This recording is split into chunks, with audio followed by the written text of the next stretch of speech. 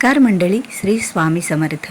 स्वागत आहे तुमचं माझ्या यूट्यूब चॅनलवर. बघता बघता चैत्र नवरात्र ही संपत आलेली आहे. चैत्र नवरात्रीची जो 8वा दिवस असतो तो दुर्गा अष्टमी म्हणून साजरा करण्यात येतो. आणि नवरात्री ही सगळे दिवस वेगवेगळं महत्त्व घेऊन येतात. प्रत्येक दिवसाचं एक वेगळं असं महत्त्व असतं.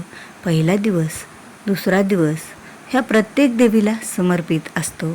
पण आपल्या घरातील जी कुलदेवी आहे ना, ती कुलदेवी सर्व देवीच्या स्वरूपात आपल्या घरामध्ये विराजमान असते आणि त्या देवीनेच सर्व देवींचे अवतार घेतलेले आहेत. आपण दुर्गा सप्तशतीसारखा हा जर ग्रंथ वाचन करत असाल तर त्यामध्ये आपल्याला माहिती मिळून जाते की खरंच नवरात्रीमध्ये देवीने कसं बरं महिषासुरासोबत, शुंभ निशुंभासोबत युद्ध खेळलं होतं आणि एका देवीचे अनेक अवतार असे त्या युद्धभूमीवर विराजमान झाले आणि एका देवीमध्ये पुन्हा ते सामावले. म्हणून तर आपल्या घरात असलेली जी कुलदेवी आहे आपली देवघरातली, तिच्या रूपामध्ये सर्व देवींचं स्वरूप असतं.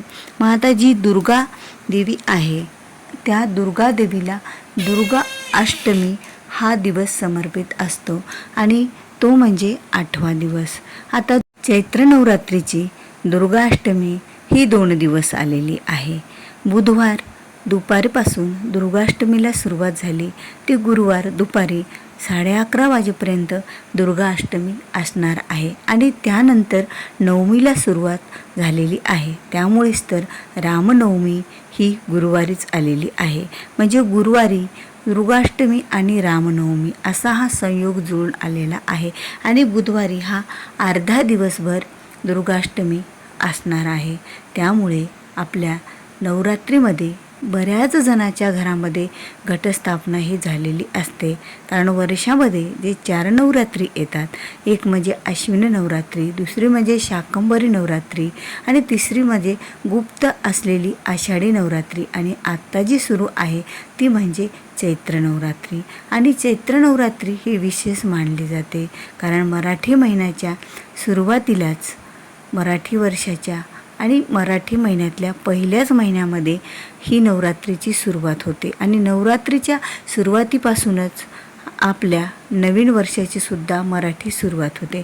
म्हणून ही नवरात्र अतिशय शुभ आणि महत्त्वाची मानली जाते. पण असं नाही, प्रत्येक नवरात्रीचं हे एक वेगळं महत्त्व असतं. प्रत्येक नवरात्रीचा उद्देश हा पण वेगळाच असतो.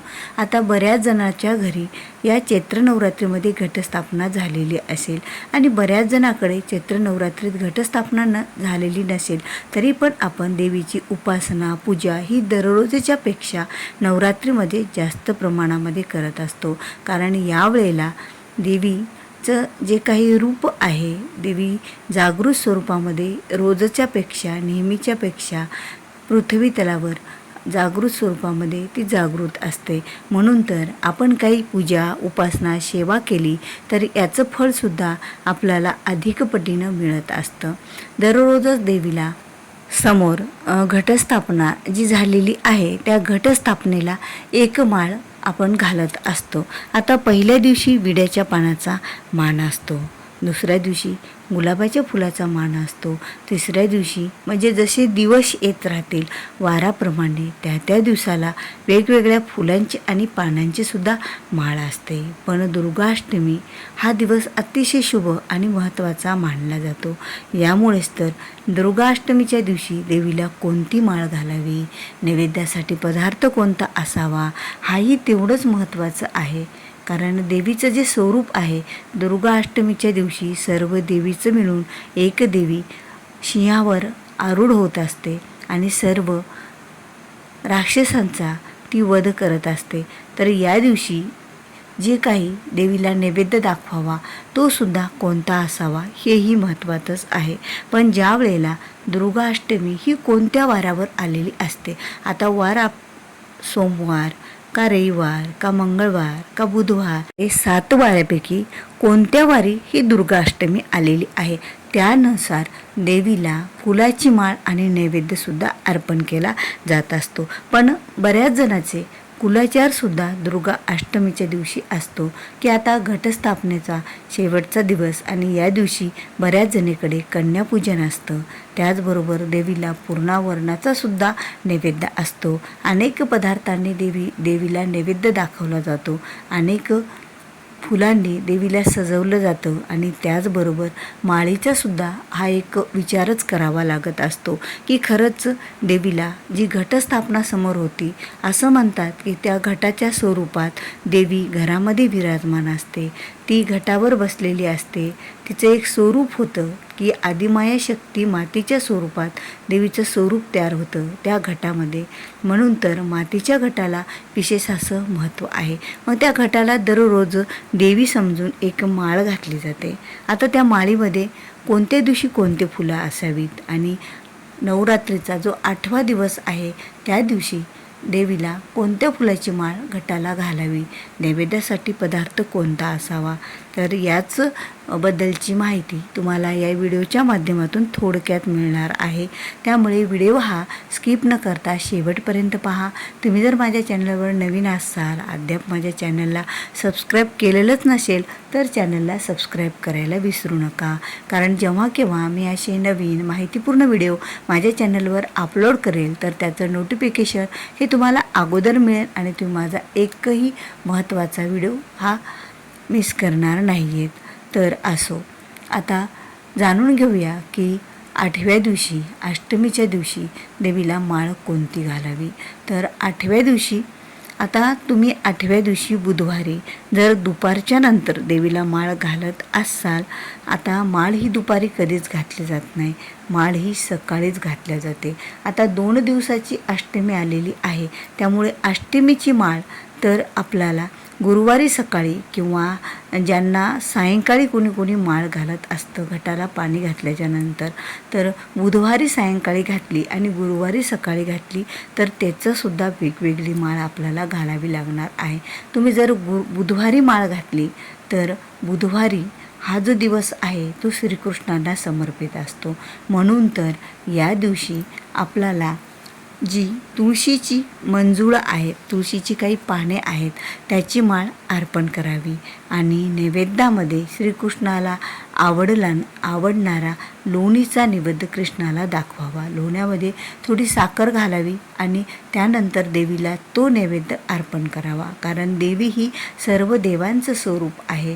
त्यामुळे त्या वाराला त्या देवाच्यानुसार देवीला हा नैवेद्य दाखवला जातो. आणि तुम्ही जर दुर्गा अष्टमी म्हणजे 8वा दिवस हा गुरुवारी साजरा करणार असाल, सकाळी माळ घालणार असाल 8व्या दिवशी, तर या दिवशी आवर्जून पिवळ्या फुलांची माळ देवीला घालावी. मग ते झेंडूची असो किंवा इतर कोणत्याही फुलांची माळ असो, पण पिवळे फूल हे गुरुवारी सर्व देवांना समर्पित केलं जातं. मग देवीलासुद्धा गुरुवारी पिवळ्या फुलाची माळ अर्पण करावी आणि नैवेद्यामध्ये आवर्जून प्रसादामध्ये खडीसाखर असावी. आता या दिवशी तुम्ही जर कन्यापूजन करत असाल तर त्यावेळेला जो नैवेद्य तुमच्याकडे केला जातो तो तर देवीला दाखवायचाच आहे. पण न विसरता या दिवशी देवीला खडीसाखरेचा नैवेद्य पण दाखवावा. कारण गुरुवार हा दिवस गुरुचा आहे आणि गुरुला अर्पण केली जाते ती म्हणजे खडीसाखर. आणि देवीच्या स्वरूपामध्ये सर्व देवी देवतांचा गुरूंचा सुद्धा निवास असतो.